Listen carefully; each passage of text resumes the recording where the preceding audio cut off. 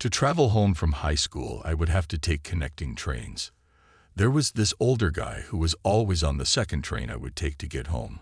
I saw him every day in the same carriage. I assumed he would be coming home from work, and that we had similar timetables. He would stare a lot, but I just ignored it, thinking he probably realized I was always there.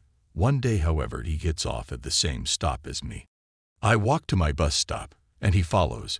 He then proceeds to get on the bus when I do and sits up the back near me, still thinking it's all coincidence, except for when he gets off when I do. This is when he starts walking maybe 5 steps behind me. I then tried walking faster, and he also walked faster. He followed me all the way to my house. There is a park across the road, so he sat there directly facing my house. At this point, I run inside, lock all the doors. I sat at the window holding a knife, waiting for him to leave. He stayed like this, staring for 3 hours. Eventually he left and I never saw him again, not even on the train. When I first moved into a new place in a new town, I had left home one evening and accidentally left my garage door open. I texted my husband to tell him, so he could go home and close it. He gets there and tells me it's not open. That's strange, but okay. The next day, I'm taking my trash out, and my neighbor was outside. He introduced himself and told me that the night before he noticed me leaving, I left my garage door open, so he went inside and closed it, and let himself out through the front door, only locking the doorknob lock. Then he sent me a Facebook friend request. I'm assuming he looked at the mail on my counter to find out my full name.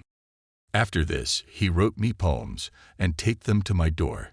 He also left gifts on the front porch, made crazy Facebook posts about a woman he was in love with who was forbidden.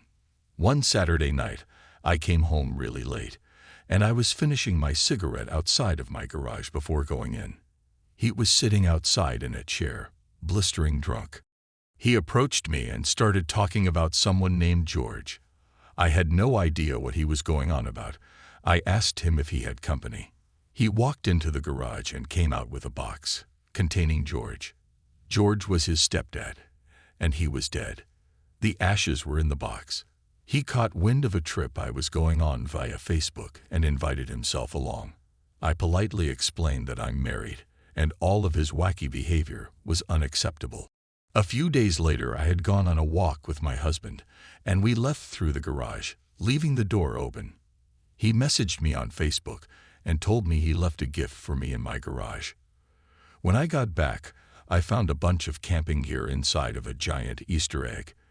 After I got back from the trip, he showed up at our door at midnight, drunk, and banging on the door. After some time, we eventually moved.